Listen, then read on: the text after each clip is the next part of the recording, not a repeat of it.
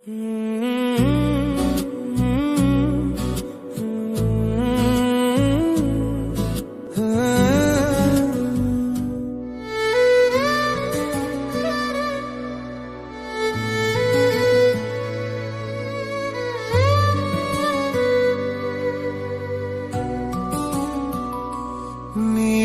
నీవే నీవే నా ప్రాణం యేసు, నా సర్వం యేసు. నిన్ను మరచి నే విడచి నే బ్రతుకను యేసు, నా ధ్యానం యేసు. నీవే నీవే నీవే నా ప్రాణం యేసు, నా సర్వం యేసు. నిన్ను మరచి ప్రశస్తమైన మీ సన్నిధానములకు వధింపబడిన గొర్రెపిల్ల రక్తానికి ఎంత స్తుతించాలో కూడా తక్కువే. దేవా, మరణ వేదం నేనేం చేయాలి, అపవాదిని నేనేం చేయాలి. అపవాది నిరాధారంగా మీరు చేశారు, వారికి ఉన్న ఆయుధాలను తీసేశారు, వారికి ఉన్న ప్రాపర్టీ మీరు తీసేశారు. దేవ, వారి సింహాసనం కాదు చేయబడింది ప్రభా. అది కేవలం మీరు మరణం చేయించి తిరిగి లేచి పునరుద్ధాన శక్తిలో మాకందరికీ నా ప్రభా అర్థమే. అపవాదికి ఇచ్చినటువంటి వాటన్నింటినీ ఈవులు మాకు ఇవ్వాలని మీరు ఇష్టపడినారు. దూతల కంటే కొంచెం తక్కువగా వారిగా చేసి దేవా, దూతలు వాడుకోలేదు కానీ మమ్మల్ని వాడుకోవాలని ఇష్టపడినందుకు మేము స్తుతిస్తున్నాం. ఈ సత్యం మానవం గ్రహించి దేవా నీకు ఫస్ట్ ప్రయారిటీ ఇవ్వడానికి మీకు ప్రయత్నించండి. దేవా, దూతలు ఎంత భయంతో భక్తితో 24 గంటలు నేను స్తుతిస్తున్నాను. 24 గంటలు మీరు ఏం చెప్తారో అది చేయడానికి కాచుకొని ఉన్నారు. మానవులమైన మేము సమస్త సృష్టిని నా ప్రభావంతమే మీరు మాకు అప్పగించారు. ఈ సృష్టి అందరిపైన అధికారులుగా మీరు చేశారు. అధికారాన్ని దుర్వినియోగం చేయకుండా మా జ్ఞానం కలుగు చేయండి. స్తోత్రం దేవా. వాక్యం వాక్చుతో మీరు మర్చిపోయింది వేళకి దృష్టికి భవంత మీకు మీరు అవంతి మీకు రుచిన నా పునరుద్ధాన శక్తి ప్రతి ఒక్కరూ డ్రైవర్ కావడానికి మీకు ప్రయత్నం. మరణము బంధించి ఉంచలేదు కాబట్టి పాపం మమ్ముడు కూడా బంధించి ఉంచలేదు ప్రభా.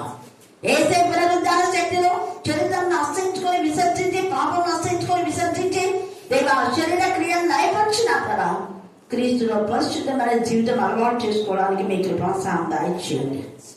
దేవా మీకే స్తోత్రం, మీకే స్తోత్రం, మీకే స్తోత్రం, మీకే స్తోత్రం, మీకే స్తోత్రం, మీకే స్తోత్రం. యుగ సంబంధమైన దేవత మనోనేత్రాలకి కలుగజేసే గుడ్డితనాన్ని నయపరచమని ప్రార్థిస్తున్నాను. ఆత్మ నేత్రం తెరవడం, ఆత్మ ప్రత్యక్షం దాచండి. పునరుద్ధరణైన ప్రభువు మేము చూడటానికి మా కన్నులు తెరవమని ప్రార్థిస్తున్నాం. ఏసయ్యా తెరవమని ప్రార్థిస్తున్నాం. పాప పొరలు తొలగించమని ప్రార్థిస్తున్నాం. నీతి సూర్యుడు మీరు అతని సూర్యోదయంలోనే మీరు లేచారు. సూర్యుడు దేవ నా ప్రభు అతన్ని దేవ ఉదయించని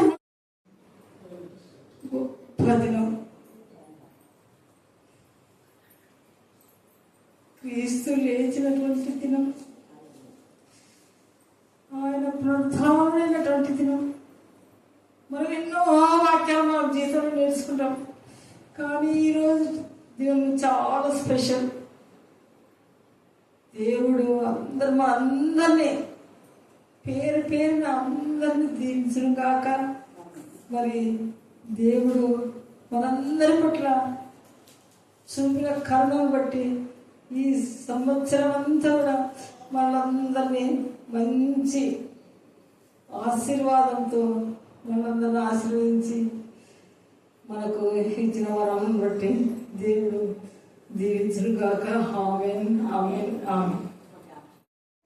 నిజంగానే తండ్రి నాయన, రెండవ దొంగలాగా మేము పశ్చాత్తాపడుకుని ఈ పరలోక రాజ్యంలో ప్రవేశించటకు మరి ఇక్కడ ఎంతమంది అయితే తీర్మానం చేసుకుని ఉన్నారో నాకైతే తెలియదు. హృదయాలను ప్రేరేపించండి, కదిలించండి హృదయాలను తండ్రి. మీరు మాట్లాడండి, మీ ఆత్మను కుమ్మరించండి. ఒక్కొక్కరితో మీరు మాట్లాడండి రాజా. నిజంగానే ఆ పాపాల నిమిత్తము శిలువ మీద మరణించుకున్నావు తండ్రి రాజా. నీకేమి ఇచ్చినా మేము రుణం తెచ్చుకోలేము.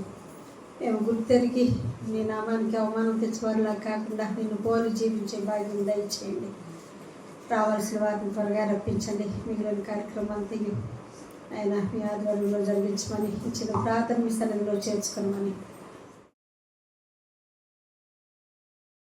తెలియజేశారు తండ్రి. దేవ ఆదివారంలో ఎంత ప్రాధాన్యత ఉందో శనివారం కూడా అంతే ప్రాధాన్యత మీరు ఇచ్చినందుకు మేము స్తుతిస్తున్నాం. ఎందుకు అంటే మీరు ఆల్ఫా ఒమేగాగా ఉన్నారు. అలాగే 50 రోజుల్లో మొదటి మీతో సహవాసం చేసిన ప్రతి బిడ్డకు మీరు బలపరిచారు. అందుకు మేము స్తుతిస్తున్నాం. మీరు బలపరిచారు అన్నదానికి రుజువుగా నిన్నటి నాన్న అనేక ఆత్మలు పంపించారు తండ్రి. మరి బెంగళూరు నుంచి, హైదరాబాద్ నుంచి, దేవా కర్నూలు నుంచి మీరు పంపినటువంటి ఆత్మలు మీకు మహిమకరంగా ఇక్కడ చెప్పడమే కాకుండా మరలా తిరిగి వారి ప్రాంతంలో చేరగలిగినందుకు నేను స్తుతిస్తున్నాం. ఈ రోజు హైదరాబాద్ లో దేవా జాన్ వారి ఇంట్లో జరిగే కృతజ్ఞత ప్రార్థన నీకు మహిమకరంగా జరుగు కాక. అలాగే సరోజ టీచర్ రేపటి దినాన దేవా అందరి వేరే సంఘంలో వాక్య పరిచయం చేస్తుండగా మీ ఆత్మశక్తితో మీరు నింపమని ప్రార్థిస్తున్నాం. అనేక బిడ్డలు అనేక సంఘాలు ఆహ్వానిస్తుండగా దేవా వెళ్ళిన ప్రతి ఒక్కరు మీ ఆత్మశక్తితో మీరు నింపాలి. గతంలో దేవ ఎన్నో సంఘాల్లో దాని పునరుద్ధాన యొక్క సందేశం ఇవ్వడానికి మమ్మల్ని వాడుకున్నందుకు మేము స్తుతిస్తున్నాం. దేవా మీకే స్తోత్రం, మీకే స్తోత్రం, మీకే స్తోత్రం, మీకే స్తోత్రం. మేము ఏ సంఘాల్లో వెళ్ళి అంటే పునరుద్ధానం యొక్క శక్తిని ప్రకటించామో ఆ సంఘాలన్నింటినీ మేము జ్ఞాపకం చేసుకుంటూ నీకు వందనాలు చెల్లిస్తున్నాం. దేవారాధనే ఈ యొక్క సమయం కూడా నా ప్రభావం దాన్ని మేము కొన్ని విషయాలు మాత్రమే ధ్యానం చేసుకోబోతుండగా మీ ఆత్మతో శక్తితో మీరు మమ్మల్ని నింపని ప్రభావం. మేము వేటి జ్ఞాపకం చేసుకోవలసిన విషయాలు జ్ఞాపకం చేసుకొని దీన్ని మాయపరిచి నేను రుణపరచడానికి మీకు కృపాసాము దాయించమని ప్రార్థిస్తున్నాం. దేవా మీకే స్తోత్రం, మీకే స్తోత్రం, మీకే స్తోత్రం, మీకే స్తోత్రం, మీకే స్తోత్రం. దేవా మరిచిపోయిన ప్రతి విషయాన్ని మేము గుర్తు చేయండి. విశ్వాస ఘాతకులు కాక ప్రతి బిడ్డ చేసిన మేడకు కృతజ్ఞత కలిగి ఉండులాగా మీ కృపాసాము దాయించిందండి. కృతజ్ఞత కలిగి నిన్ను స్థుతించాలని మీరు ఇష్టపడుతున్నారు. మీరు మమ్మల్ని తయారు చేసుకున్నాం. అలాగనే నా ప్రభ నాచలే 2025 నా ప్రభ పునరుద్ధాన దినం నుంచి 2026 శుక్రవారంలో చాలా ప్రాధాన్యత ఉంది. మనం నిన్న చూసుకున్నాం కదా, నిన్న చెప్పినవి ఏమైనా గుర్తుండేటువంటి శుక్రవారానికి ఎంత ప్రాధాన్యత ఉంది. ఆ రోజే మనిషిని ఆది కాండంలో 6వ రోజే తండ్రి అనే దేవుడు మనిషిని చేసి ఇది చాలా మంచిగా ఉంది అన్నాడు. అంటే అన్ని చేసే సృష్టి మంచి మంచి మంచి అన్నాడు. కానీ నరుని చేసినందుకు చాలా మంచిగా ఉంది. నరుని చేసినటువంటి రోజు 6వ రోజే. ఏ నరునైతే చేశాడో అదే నరుని తండ్రి అయిన దేవుడే బాధ కలుగ చేసినాడు. అందుకని నరులను చేసినందుకు ఆయన ఏం చేస్తున్నాడు? నొచ్చుకున్నటువంటి తండ్రి ఏం చేసినాడు అంటే ఇక నొచ్చుకోకుండా ఆ నొచ్చుకున్న ఆ విషయానికి సరిచేద్దామని, అంటే మానవుడు ఎంత ఆశతో తనతో ఉండాలి అని నిరంతరం తనతో జీవించాలని జీవవృక్ష చెట్టు చేసి అన్ని రకరకాల పనులు పెట్టి ఇవన్నీ మీరు తినండి, ఇది మాత్రమే తినొద్దని చెప్పిన ఆజ్ఞ అతిక్రమించారు, పాపం చేశారు, మరణం వచ్చింది. అక్కడనే మరణం స్టార్ట్. మరణం ఎప్పుడు స్టార్ట్ అయింది? ఆది కాండంలో. ఏ మరణం అయితే వచ్చిందో ఆ మరణాన్ని సమాప్తి చేయడం కోసం యేసయ్యను సిలువలో బలియాగంగా అర్పించడానికి ఆయనకి ఇష్టమైన ఏమైంది? ఇష్టం. ఆ ఇష్టము శుక్రవారం రోజే చనిపోవాలని నిర్ణయించినాడు. ఎందుకంటే శుక్రవారమే నరుడు చేసినాడు.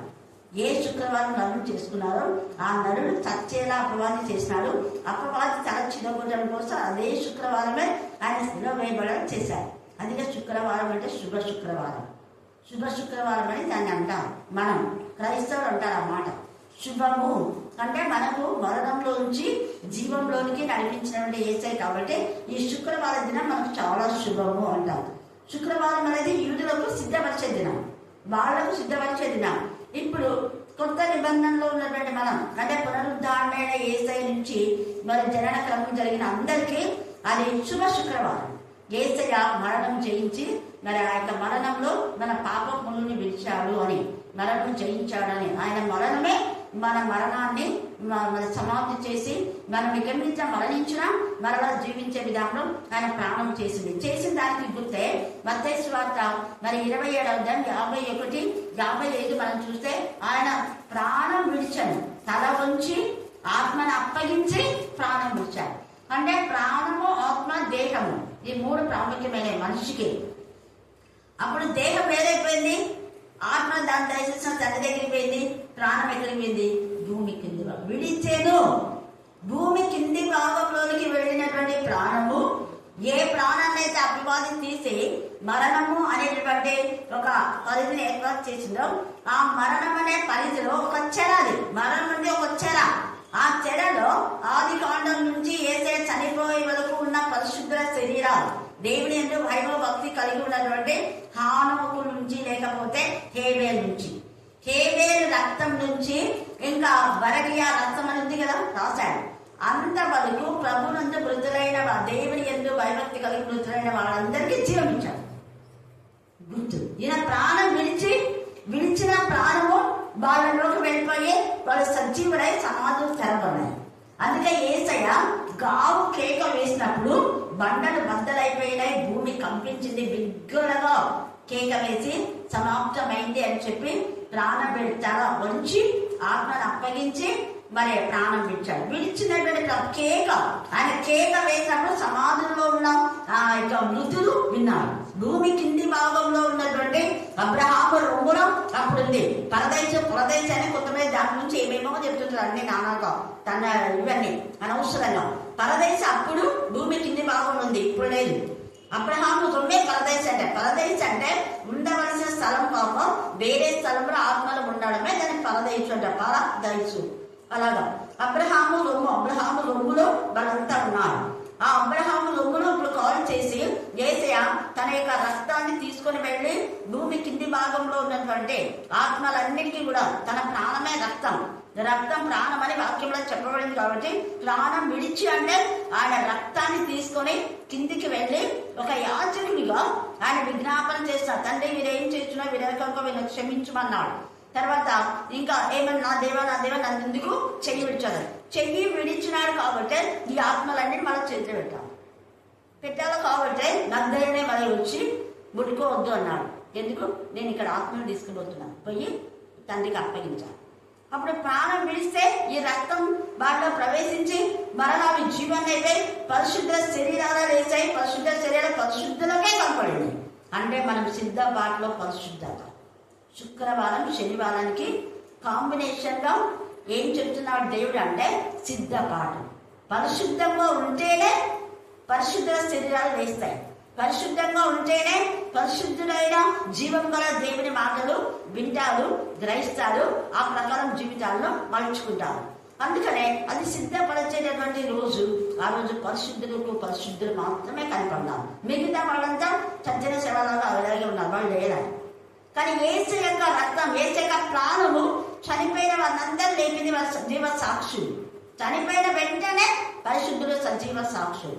ఈయన నిజంగా దేవుని కుమారుడు, ఈయన జీవం గల దేవుడు, ఈయన జీవాత్మ. అందుకే రోమాలో జీవింపచేయ ఆత్మ అని రాయబడింది. శుక్రవారంలో జరిగింది. అందుకే శుభ శుక్రవారం. తర్వాత హిందువులు శుక్రవారంకు ఒక పేరు పెట్టినారు. ఏం పేరు చెప్పండి? హైందవులు శుక్రవారంలో ఒక పదం అంటారు. ఏం మీకు తెలీదా? ఉపాధ్యాయులు కూడా శ్రావణ శుక్రవారం అంటారు. ఈరోజు శ్రావణ శుక్రవారము మంచిదిరా అనేసి ఆ రోజు ఇంటి ప్రతిష్టాలు, ఆ రోజే పెళ్లిళ్ళు, ఆ రోజే వాళ్ళ పిల్లలు చూసుకురావడం, ఆ రోజే చేయవలసినటువంటి చెల్లావమైన పనులను చేస్తుంటారు. శ్రావణ శుక్రవారం అని హైందవులు అంటారు. అంటే వాళ్ళు ఎందుకు అలాగంటున్నా అంటే తండ్రి అయిన దేవుడు శుక్రవార దినములు ప్రత్యేకించి ఆ శుక్రవార దినం కూడా దేవుడికి ఇష్టమైతే అది మంచిది అన్నారు. అది ఋషులందరూ చదివినారు కాబట్టి శుక్రవారంకు వాళ్ళు ప్రాధాన్యత ఇస్తే వాళ్ళతో పాటు టోకన్ పట్టుకొని వీళ్ళందరూ కూడా శ్రావణ శుక్రవారం అది వాళ్ళ పురాణాలు అయితే ఎక్కడ లేదు. మనం శుక్రవారం శుభ శుక్రవారం అంటే వాళ్ళు దాన్ని శ్రావణ శుక్రవారం మార్చుకున్నాం. అలాగనే మరి కులాల్లో వాళ్ళ శుక్రవార దినానికి ఏ ప్రాధాన్యత ఎక్కడ రాయబడిందో తెలియదు. కానీ వాళ్ళు కూడా ఏం చేస్తారు? శుక్రవారం రోజు శుక్రవారమే వాళ్ళు ఏం చేస్తారు? నమాజ్కి వెళ్ళేది. ఎంత నిష్టగా ఉంటారు. శుక్రవారం ఉపవాసం ఉంటారు, నిష్టగా ఉంటారు. కానీ హైందవులు అయితే శనివారం ఉంటారు, ఉపవాసం ఉంటారు. శుక్రవారం రోజు తినవలసినంత తింటారు. ఆ రోజంతా నానక చెత్త అంతా. తర్వాత ఏంటంటే ఈ ఉపాధ్యాయులంతా వీళ్ళకి తెలుస్తుంది. మాకు ఎప్పుడైనా అంటే ఇన్స్పెక్షన్ జరిగిందంటే ఖచ్చితంగా శుక్రవారం అని ఉంటుంది, మంగళవారం అని ఉంటుంది. ఎందుకు చెప్పాలి? వచ్చిన వాళ్ళకు చికెన్ మటన్ తేడా. నేనంతా కావాలని నేను చెప్పిన ఒకసారి శుక్రవారం మాకు వీలు కాదు, నేను ప్రేయర్ ఉంటుంది అని బేస్వారం పెట్టుకున్నాను. మేడం మటన్ తేకుంటే మేడం భక్ష్యాన్ని తెప్పించండి. చూడండి బేస్వారం ఎందుకు నేను మటనే తెప్పిస్తాను. నేను వెంటనే తెప్పిస్తాను, మీరు తినండి మేడం, ఇది తింటాయి. అందుకనే మనం ఏం చేయాలి, దైవికమైన విధానం మనం వెళ్ళిపోతుంటాం. శుక్రవారం ఇన్స్పెక్షన్ ఉన్నా నేను చెప్పేవాళ్ళం, మీ ఇష్టం మీరు పెట్టుకోండి, మీరు మటన్ తెచ్చుకోండి, ఏమైనా తెచ్చుకొని నేను డబ్బులు ఇస్తాను. కానీ నేను మాత్రం 12 వరకే ఉంటాను. 12 కంతా లెఫ్ట్ అయిపోతుంది. ఓకే మేడం, బాగా కావాల్సింది తిండి. ఇన్స్పెక్షన్ ఏమన్నా కానీ ఆడ తిండి జరిగిందంటే అన్నింటి గుడ్, ఇంకా ఏం చూడాలి ఆడ అన్నింటి గుడ్ గుడ్ అని చెప్పుకుంటారు. నేను చెప్పొచ్చినా అట్లా ఊరికే చూసి దొరకకపోద్దని ప్రతి టీచరు వెరిఫికేషన్ చేయండి. వాళ్ళు డైరీ రాస్తున్నారు లేదా, పిల్లలకి ఏమి ఇస్తాం, పిల్లల నోట్స్ మీరు చెక్ చేయరా, అన్ని చెక్ చేయాలి చూసాను. మరి నేను 12 వరకు నేను చూస్తాను. తర్వాత 12 తర్వాత నేను ఉన్నాను కాబట్టి మీరు అట్లా చూసేసి వెళ్ళిపోద్దండి. మళ్ళీ నేనే కంప్లైంట్ తీసుకొస్తాను చూడండి అని చెప్పి వచ్చేస్తాను. బెంజమిన్ అని వస్తున్నాడు. హల్లెలూయా హల్లెలూయా హల్లెలూయా. సిద్ధపాటు అన్నదంటే పెళ్లిలకు సిద్ధపడతారు అన్ని. మనము దేవుని సన్నిధికి ఎంత సిద్ధపడుతున్నాం, దేవుని సన్నిధికి రావడానికి ఒకటి సిద్ధపడాలి. రెండవది యేసయ్య రాకల్లో మనం సిద్ధపడే వారంగా ఉండాలి. యేసయ్య రాకల్లో సిద్ధపడాలంటే మన ఆత్మకు మనసుకు శరీరం కల్పించుని పవిత్రంగా చేయాలి. యెషయా 1వ అధ్యాయంలో మనం చూస్తే అక్కడ మీ పాపం రక్తం వల్ల ఎర్రమైనా, కెంపు వల్ల ఎర్రమైనా, ఎర్ర హిమము గొర్రెవచ్చు. అంటే ఎప్పుడైతే మన పాపములు హిమం లాగా గొర్రెవచ్చు లాగా తెల్లగైతే నెక్స్ట్ వెంటనే ఏమవుతుంది అంటే సమ్మతించి మనం రక్తంలో కడగబడినాం కాబట్టి భూమి యొక్క మంచి పదార్థం అన్ని భుజింపజేస్తాం. అంటే మనం రక్తంలో కడగబడడానికి సిద్ధపడాలి, బ్యాప్టిజం తీసుకోవడానికి సిద్ధపడాలి, ఆత్మకు మనసుకు శరీరం కల్మషం నుండి పవిత్రంగా చేయబడడానికి సిద్ధపడాలి. ఆ సిద్ధపాటు మనలో ఉంటేనే మనం ఎత్తబడే వరంగా ఉంటాం. ఆ సిద్ధపాటు మనలో ఉంటేనే మనం వాక్యం చెప్పాలి. చాలా మంది వాక్యములకు సిద్ధపడకుండా ఊహ ఇష్టానుసారం వచ్చి వాక్యాలు చెప్తుంటారు. ఒక ఆత్మల లక్షణాలు ఎందుకు ఆత్మల లక్షణాలనే సిద్ధపాటు లేదు. రోజు ఏదో ఒకటి తీసుకునేది, ఇంకా ఎవరు నాకు అబ్బాయి తెలుసు, 90 తెలుసు, కీర్తన 100 తెలుసు, ఇంకా 10 సార్లు చెప్పించారు. ఇంకా ఎవరు చెప్పినట్టే చెప్తే కదా శ్లోకం అది సామెత ఉంది, పాత్రలో దాచి ఇది పాడిలే పాట. ఇంకా అంతే, ఎక్కడ చూడండి అవే ఉంటాయి, అవే రిపీట్ అవుతున్నాయి, కొత్తగా ఏమి ఉండవు. సిద్ధపాటులో మనకు ఉండాలి శుద్ధీకరణ. సిద్ధపాటు అంటే శుద్ధీకరణ, బి అలర్ట్. మనం పరిశుద్ధంగా ఉంటేనే పరిశుద్ధులైన యేసయ్య ఇప్పుడు వస్తే మనం కొనిపబడతాం. వాళ్ళు పరిశుద్ధులుగా ఉన్నారు కాబట్టి, ఆ పరిశుద్ధులుగా సిద్ధపాటుగా ఉన్నారు కాబట్టి యేసయ్య రక్తం ఎప్పుడైతే ప్రాణం విడిచాడో వెంటనే పరిశుద్ధుల శరీరాలు లేచాయి. సమాజం తెరబడిన వాళ్ళందరూ పైకి వెళ్ళిపోయారు. అది మొదటి పునరుద్ధానం. హల్లెలూయా హల్లెలూయా హల్లెలూయా హల్లెలూయా. ఈ మొదటి పునరుద్ధానంలో పాల్గొన్న వాళ్ళు ధన్యులు అన్నారు. అది ఒకటి. యేసయ్యతో పాటు అంటే యేసయ్య కంటే యేసయ్య ప్రాణం విడిచెను, ఆత్మ పరమునకు వెళ్ళిపోయారంటే నుండి లేచింది చనిపోయిన వాళ్ళు పరిశుద్ధుల శరీరాలు. ఆ తర్వాత మొదటి పునరుద్ధానంలో యేసయ్యనే అంటే అందరికీ కనపడ్డారు, పరిశుద్ధులకు మాత్రమే వాళ్ళు కనపడినారు. యేసయ్య కూడా లేచిన తర్వాత ఎవరు కనపడినారు? యేసయ్య ఇంకా పరిశుద్ధులకే. ఆయన శిష్యులకు 40 రోజులు కనుక్కున్నాడు. అందరు మాకు కనుక్కున్నారంటే మిగతా అంతా మాకు కనుక్కోలేదే. మరి అప్పుడు వచ్చి ఊరేగించినాడు యేసయ్య, ఎవరు కనపడలేదు. కనపడినాడని మీరు చెప్తున్నారు, కనపడలేదని వాళ్ళు చెప్తున్నారు. ఎందుకు? వాళ్ళ పాపం అనే కళ్ళతోంటే కనపడలేదు యేసయ్య. అందుకే హృదయ శుద్ధి గల వారు ధన్యులు, వారు దేవుని చూచారు. శుద్ధ హృదయంతో ఉన్న వాళ్ళకు మొదట శుద్ధ హృదయంతో సిద్ధపాటుగా ఉంది మగ్దలేనే. మరి అది రేపు మగ్దలేనే మరి నుంచి చూసుకుందాం. ఎవరైతే శుద్ధంగా హృదయంతో ఉంటారో ఖచ్చితంగా వాళ్ళకి కనపడతారు. రెండవది మనం చూస్తే 24వ అధ్యాయంలో సిద్ధపాటు అని ఇప్పుడు మనం చదువుకున్న దానిలో అక్కడ అంటున్నారు శుద్ధ హృదయం ఉంది కాబట్టి వాళ్ళకి ఎవరు కనపడినారు అంటే ఇక రాయి దొర్లింపబడుట ఎట్లా అని వాడు సందేహంతో ఉంటే అప్పుడు అంటున్నారు కదా, ఇందుని గురించి వారికి ఏమి తోచగలిగినగా ప్రకాశమానమైన వస్త్రములు ధరించిన 2 మనుషులు వారి యొద్ద నిలబడి. మిగతా వాళ్ళంతా ఇక శిష్యులు ఉన్నారు, కానీ వాళ్ళకి ఏ మాత్రం కూడా సిద్ధపడలేదు. యేసయ్య లేదు, లేకపోతే మాకేంటని రూమ్ లో తలపేసుకొని కూర్చున్నారు పురుషులు. కానీ ఇక్కడ స్త్రీలు సమాధి దగ్గరకు వెళ్ళారు. 56 నుంచి 23లో చూస్తే 55 నుంచి విశ్రాంతి దిన ఆరంభం కావచ్చును. అప్పుడు గలిలయ నుండి ఆయనతో కూడా వచ్చిన స్త్రీలు వెంటనే వెళ్ళినారు. సమాధిని ఆయన దేహము ఎలా ఉంచబడినా చూచి తిరిగి వెళ్ళి సుగంధ ద్రవ్యముల పరిమళ తైలమును సిద్ధపరిచి ఆజ్ఞ చొప్పున విశ్రాంతి దినమున తీరికగా అంటే స్థుతి చేస్తున్నారు. ఏసై లేస్తాడు మేము పోతాం. ముందుగానే ఆత్మ లోకంలో వాళ్ళు ఆధ్యాత్మికంగా సిద్ధపడుతున్నారు. ఏసయ్య తాము చెప్పినట్టు ఖచ్చితంగా లేస్తాడు 3వ రోజు. కానీ ఏ టైం చెప్పలేదు మనకు. కానీ 3వ రోజు లేస్తాడు. ఎప్పుడు లేస్తాడు. ఆయన చెప్పాడు కదా, ఆజ్ఞ ఇచ్చాడు. ఆజ్ఞ వీళ్ళు పాటిస్తున్నారు.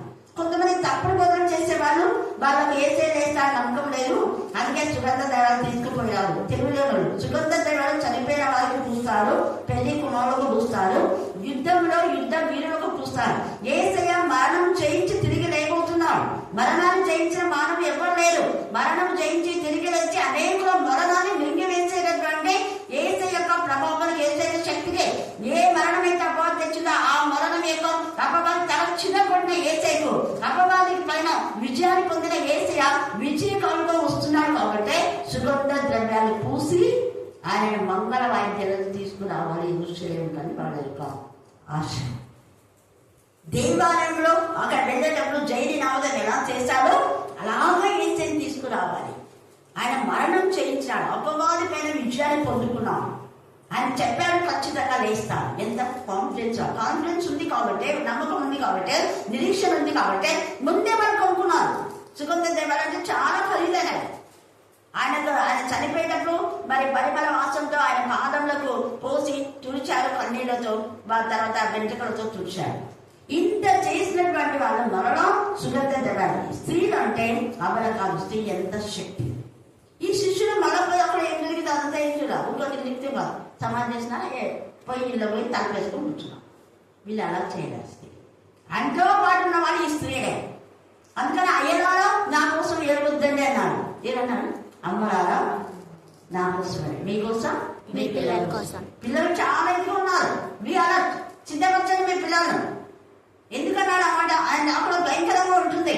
ఆయన నాకంలో నీ పిల్లలు రక్షణ లేకపోతే వాళ్ళు నరకానికి వెళ్ళిపోతారు. సిద్ధపడండి. Be alert. ఎప్పుడైతే అవచ్చు. ఈ సమయం ఆ సమయం లేదు. అందుకని ఆయన లేచే సమయం కూడా చెప్పలేదు. కాకపోతే 3వ రోజు లేస్తానన్నాడు.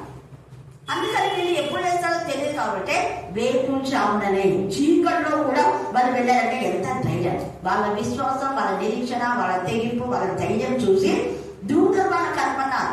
అదే పేతురు యోహాను బరియల్ గ్రౌండ్కి వెళ్తే వాళ్ళకి కనపన్నారా? కనపడదు. కానీ అక్కడంతా రాని వాళ్ళంతా ఉన్నారు. వాళ్ళు కనపన్నారా? కనపడారు. వాళ్ళ పువ్వు పడినాయి వాళ్ళు. విశ్వాసగా మనసాక్షి బాధ వేయబడిన వాళ్లకు దేవుని కార్యాలు ఏమీ కనపడదు. అందుకనే వాళ్ళకి కనపడలేదు కాబట్టి ఏసైని ఎవరో ఎత్తుకుపోయినారని కల్పితారు. అబద్ధ సాక్షులు పెట్టుకున్నారు. ఇక్కడ వీళ్ళకైతే దూతలు కనపడ్డారు. రేపు కూడా మళ్ళా దీని గురించి మనం ధ్యానించుకుందాం. వారు భయపడి ముఖంలో నేల మోపిఉండగా వీరు సజీవులకు వారిని మీరు ఎందుకు మృతుల్లో వెతుకుతున్నారు? ఈ రాత్రి కావలసిన ఏమంటూ మృతుల్లో ఇంకా మనం ఏసైని వెతకని అవసరం లేదు. ఏసై లేచాడంటే ఈవిడ ఇవ్వడానికే. అందుకే మన ఎఫ్ఎస్సీ రాసిన పత్రిక 4:12 చదవండి. ఎఫ్ఎస్సీ 4:12. మనమందరం విశ్వాస విషయంలోను దేవుని కుమారుని కూర్చున్న జ్ఞాన విషయంలోను ఏకత్వం పొంది సంపూర్ణ పురుషుల వరకు. ఎఫ్ఎస్సీ 4:12 చెప్పలేదు. అందుచేత ఆయన ఆరోహణమైనప్పుడు భూమి కింది భాగంలోకి దిగినాడు. భూమి కింది భాగంలోనికి దిగిన వాడు ఆరోహణమైనాడని అర్థం ఇచ్చుచున్నది కదా. అంటే భూమి కింది భాగంలోనికి దిగి తన ప్రాణంలో వాళ్లకు ఇచ్చి వాళ్ళని సజీవంగా చేశాడు. అది ఒకటి కాన్సెప్ట్. ఆయన పరలోకి వెళ్ళాడంటే ఈవులను అనుగ్రహించాడు. మనకు ఈవులు ఇస్తాడు. భూమి కింద ఉన్న వాళ్ళకు ప్రాణం పెట్టి వాళ్ళని లేపుకొని వెళ్ళిపోయాడు. భూమి పైన ఉన్న వాళ్ళకు పైనుంచి ఈవులను ఆత్మ సంబంధమైన ప్రతి ఆశీర్వాదం మనకి ఇస్తున్నాడు. ఆయన పునరుద్ధారణ జీవనం. ఒక గింజ చనిపోతే అనేక గింజలను ప్రొడ్యూస్ చేస్తుంది. చచ్చిపోకపోతే ప్రొడ్యూస్ కాదు. మన జీవితంలో పాపం మనం చంపివేసేయాలి. ఏసయ్య జనన మరణ పునరుద్ధారణను గ్రహించిన మనం, వాక్యం చదువుతున్న మనం పాపంను చంపివేస్తే తప్ప మనకు బ్లెస్సింగ్స్ ఉండాలి. పాపం చంపివేస్తే తప్ప ఏసయ్యను మన స్వరూప దర్శనంలో చూడలేము. పరములకు ఎత్తుకొని పోబడలేము. సిద్ధపడాలి. ఆత్మకు, మనసుకు, శరీరానికి కల్మషం ఉండి పవిత్రంగా చేయాలి. వీళ్ళు పవిత్రంగా ఉన్నారు కాబట్టి, నిర్దోషులుగా ఉన్నారు, నిష్కలంగా ఉన్నారు కాబట్టి వాళ్ళకి దూతలు కనపడినారు.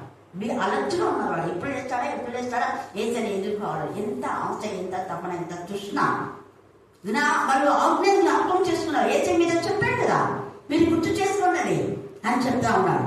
అప్పుడు ఆయన లేచున్నాడు. ఆయన గదిలో మీకంటే ముందుగా వెళ్ళినాడు. మంచి కుమారుడు పాపిష్టులైన మనుషుల చేతికి. ఎవరు దేవుని పిల్లలు బాధకొచ్చారంటే పాపిష్టులు. ఎవరు చెప్పండి? దేవుని పిల్లల్ని ఎవరైనా బాధ కలుగ చేస్తున్నారు అంటే వాళ్ళు దేవుని పిల్లలు కాదు. వాళ్ళు సర్ప సంగతి ఒకటి.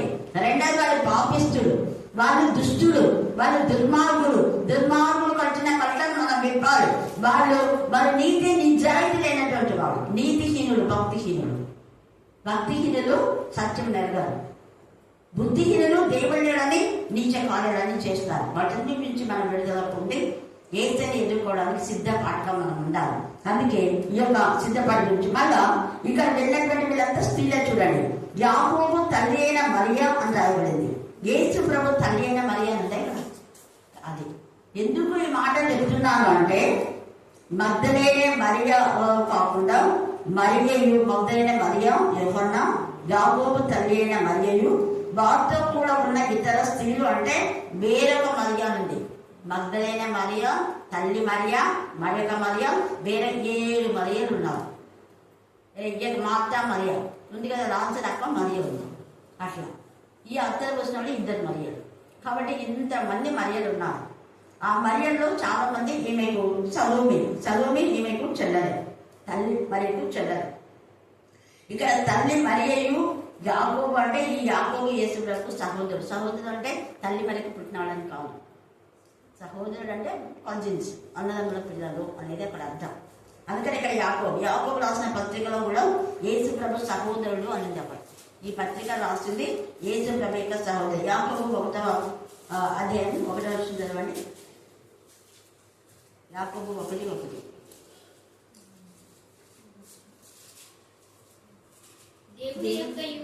దేవుని యొక్కయు ప్రభువైన యేసుక్రీస్తు యొక్క దాసుడైన యాకోబు అన్య దేశంలో ఎదురు చెదిరి ఉన్న 12 గోత్రం రాజు శుభమని చెప్పి వ్రాయలేదు.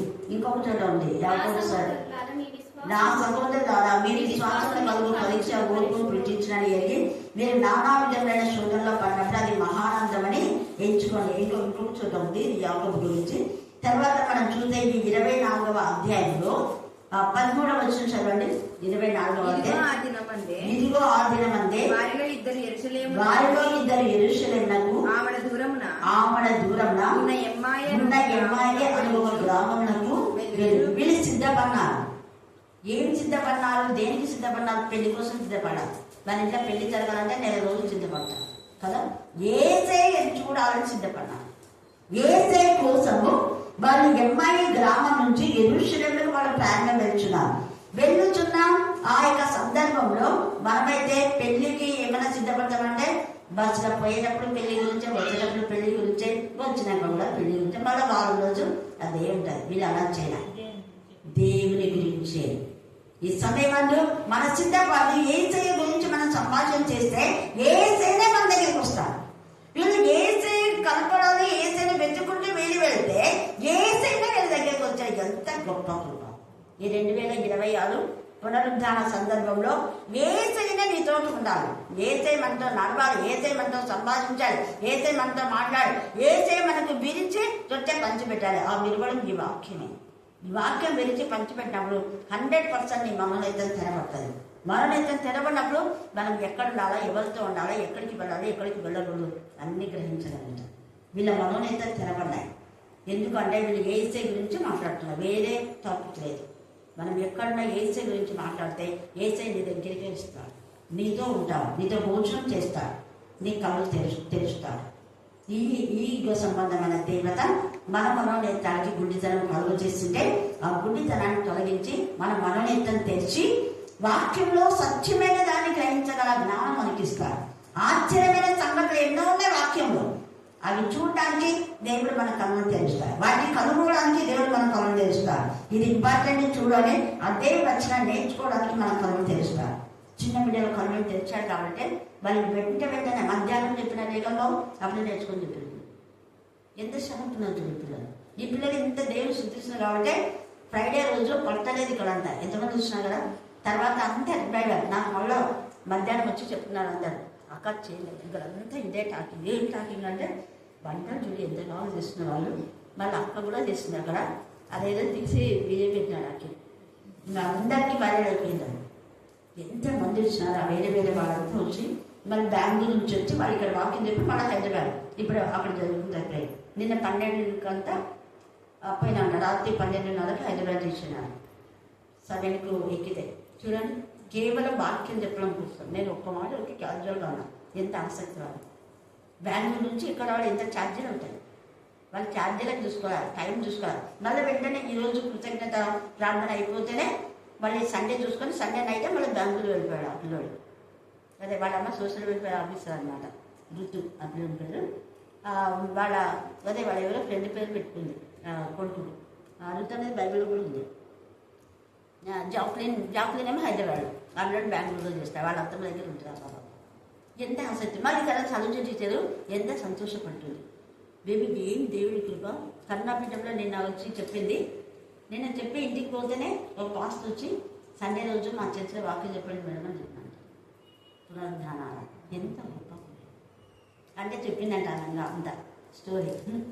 నేను అదే మా ఫ్రెండ్ దగ్గరికి పోయినా, మా అత్త కూతురు అక్కడికి పోయి వాక్యం చెప్పేస్తే ఒక్కోసారి ఆమెను కూడా పిలుచుకుని అంటే ఖచ్చితంగా పిలుచుకుంటాం మేడం. ఇప్పుడు ఉన్న పరంగా రమ్మంటే మేడం రాదు నాకు తెలుసు, మీరు రేపు చిన్నపడితే అది పునరుద్ధాం ఇది చెప్పిన ఇది కూడా ఇది ఇవన్నీ షేర్ చేసుకున్నాం. హల్లెలూయా హల్లెలూయా. దేవుడు ఖచ్చితంగా వాడుకుంటారు, అనేకులు వాడుకుంటారు. అంత ఈసారి కొత్త పిల్లలు ఎంత బాగా చెప్పిన అందరూ అన్నారు ఎంత బాగా జరిగింది, ఎంత మంచి దేవుని యొక్క శక్తి మనలో ఉంటుంది.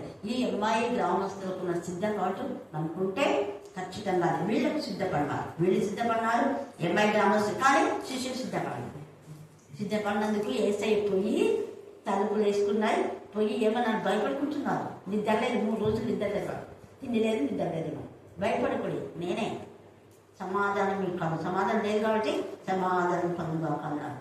అది రేపు మన వెళ్ళైతే చెప్పుకుందాం. మెయిన్గా మగ్ధలేని మన గురించి వేకుజామున మధ్యాహ్నం వేళ వీలైతే శిశువుల గురించి చెప్పుకుందాం. దేవుడు ఈ లేఖన భాగం దేవుడి ఆశీర్వదించుగాక. ఆమేన్ ఆమేన్.